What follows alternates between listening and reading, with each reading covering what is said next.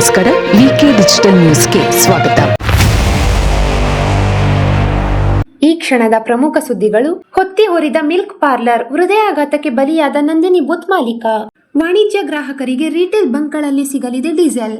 ಹೆಚ್ಚು ದುಡಿಯುವ ಪತ್ನಿಗೆ ಪತಿ ಜೀವನಾಂಶ ನೀಡುವ ಅವಶ್ಯಕತೆ ಇಲ್ಲ, ಹೈಕೋರ್ಟ್ ಆದೇಶ.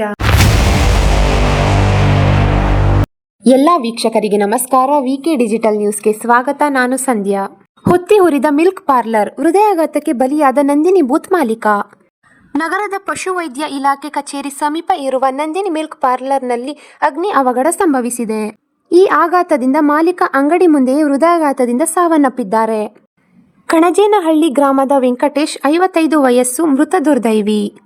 ಸೋಮವಾರ ರಾತ್ರಿ ಸುಮಾರು 11 ಗಂಟೆಗೆ ಸುಮಾರಿಗೆ ಮಿಲ್ಕ್ ಪಾರ್ಲರ್ನಲ್ಲಿ ಬೆಂಕಿ ಕಾಣಿಸಿಕೊಂಡ ಮಾಹಿತಿ ವೆಂಕಟೇಶ್ ಅವರಿಗೆ ತಲುಪಿತ್ತು. ತಕ್ಷಣ ಸ್ಥಳಕ್ಕೆ ಧಾವಿಸಿ ಅವರು ಸ್ಥಳೀಯರ ಸಹಾಯದಿಂದ ಬೆಂಕಿಯನ್ನು ನಿಯಂತ್ರಣಕ್ಕೆ ತಂದು ನಂದಿಸಿದ್ದಾರೆ. ಈ ಘಟನೆಯಿಂದ ತೀವ್ರ ಆಘಾತಕ್ಕೊಳಗಾದ ವೆಂಕಟೇಶ್ ಬೆಂಕಿ ನಂದಿಸಿದ ಕೆಲವೇ ಕ್ಷಣಗಳಲ್ಲಿ ಅಂಗಡಿ ಮುಂದೆಯೇ ಕುಸಿದು ಬಿದ್ದಿದ್ದಾರೆ. ಕೂಡಲೇ ಅವರನ್ನು ಆಸ್ಪತ್ರೆಗೆ ಕರೆದೊಯ್ಯಲು ಸ್ಥಳೀಯರು ಯತ್ನಿಸಿದ್ದರು. ಆದರೆ ಹೃದಯಾಘಾತದಿಂದ ಅವರು ಸ್ಥಳದಲ್ಲೇ ಮೃತಪಟ್ಟಿದ್ದಾರೆ ಎಂದು ತಿಳಿದು ಬಂದಿದೆ. ವೆಂಕಟೇಶ್ ಅವರು ಕೆಲವು ವರ್ಷಗಳಿಂದ ಇದೇ ನಂದಿನಿ ಮಿಲ್ಕ್ ಪಾರ್ಲರ್ನ ನಡೆಸಿಕೊಂಡು ಜೀವನ ಸಾಗಿಸುತ್ತಿದ್ದರು. ಅವರ ಹಠಾತ್ ಸಾವಿನಿಂದ ಕುಟುಂಬಸ್ಥರು ಹಾಗೂ ಸ್ಥಳೀಯರು ಶೋಕ ಸಾಗರದಲ್ಲಿ ಮುಳುಗಿದ್ದಾರೆ. ಅಗ್ನಿ ಅವಘಡಕ್ಕೆ ನಿಖರ ಕಾರಣ ಏನು ಎಂಬುದು ಇನ್ನಷ್ಟೇ ತಿಳಿಯಬಹುದು. ತಿಳಿದು ಬರಬೇಕು. ವಾಣಿಜ್ಯ ಗ್ರಾಹಕರಿಗೆ ರಿಟೇಲ್ ಬಂಕ್ಗಳಲ್ಲಿ ಸಿಗಲಿದೆ ಡೀಸೆಲ್.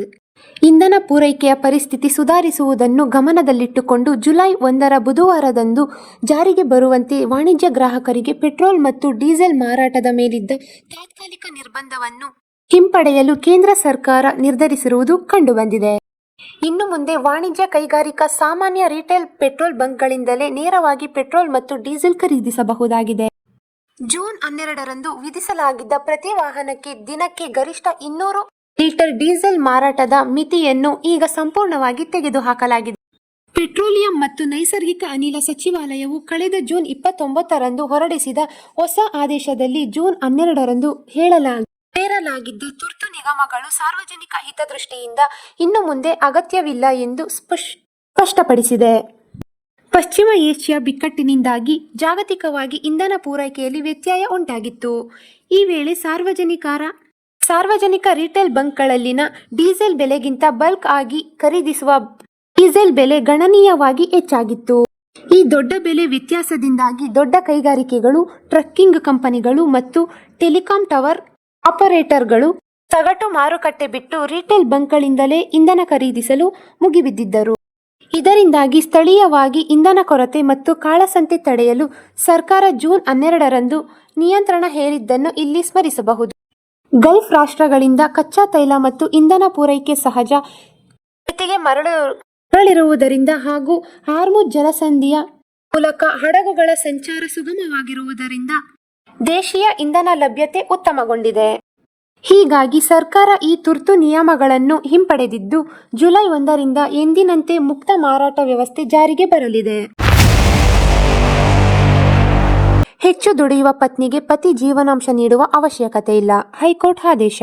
ಪತಿಗಿಂತ ಹೆಚ್ಚು ದುಡಿಯುವ ಪತ್ನಿಗೆ ಜೀವನಾಂಶ ನೀಡಬೇಕಿಲ್ಲ ಎಂದು ನ್ಯಾಯಾಲಯ ಡಾಕ್ಟರ್ ತಿಲ್ಲಾಕೂರ್ ಸುಮಲತಾ ಅವರಿಂದ ಹೈಕೋರ್ಟ್ ಏಕಸದಸ್ಯ ಪೀಠ ಆದೇಶ ನೀಡಿದೆ. 2024ರಲ್ಲಿ ವಿವಾಹವಾಗಿದ್ದ ದಂಪತಿ ಕೆಲ ತಿಂಗಳಲ್ಲೇ ಪ್ರತ್ಯೇಕವಾಗಿದ್ದರು. ಜೀವನಾಂಶ ಕೋರಿ ವಿಚಾರಣಾ ನ್ಯಾಯಾಲಯಕ್ಕೆ ಪತ್ನಿ ಅರ್ಜಿ ಸಲ್ಲಿಸಿದ್ರು. ಪತಿಗೆ 60,646 ರೂಪಾಯಿ ಸಂಬಳವಿದ್ದರೆ ಪತ್ನಿಗೆ 1 ಲಕ್ಷ ಮಾಸಿಕ ಸಂಬಳವಿತ್ತು. ವಿಚಾರಣಾ ನ್ಯಾಯಾಲಯ ಪತಿಗೆ 20,000 ರೂಪಾಯಿ ಜೀವನಾಂಶ ನೀಡುವಂತೆ ಆದೇಶಿಸಿತ್ತು. ಈ ಆದೇಶವನ್ನು ಪ್ರಶ್ನಿಸಿ ಪತಿ ಹೈಕೋರ್ಟ್ಗೆ ಮೇಲ್ಮನವಿ ಅರ್ಜಿ ಸಲ್ಲಿಸಿದ್ದರು. ಕೋರ್ಟ್ ಪತಿಯ ಮೇಲ್ಮನವಿ ಅರ್ಜಿಯನ್ನು ಪುರಸ್ಕರಿಸಿತು. 1 ಲಕ್ಷ ರೂಪಾಯಿ ಸಂಬಳದಲ್ಲಿ ಪತ್ನಿ ತನ್ನ ನಿರ್ವಹಣೆಯನ್ನು ಮಾಡಿಕೊಳ್ಳಬಹುದು.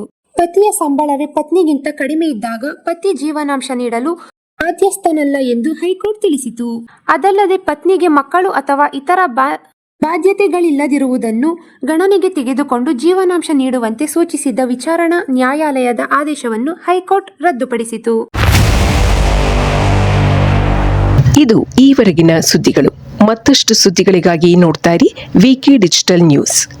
ವೀಕ್ಷಕರೇ, ವಿಕೆ ಡಿಜಿಟಲ್ ನ್ಯೂಸ್ ಯೂಟ್ಯೂಬ್ ಚಾನೆಲ್ ಅನ್ನು ಲೈಕ್ ಮಾಡಿ, ಸಬ್ಸ್ಕ್ರೈಬ್ ಮಾಡಿ ಮತ್ತು ಹೆಚ್ಚಿನ ಜನರಿಗೆ ಶೇರ್ ಮಾಡಿ.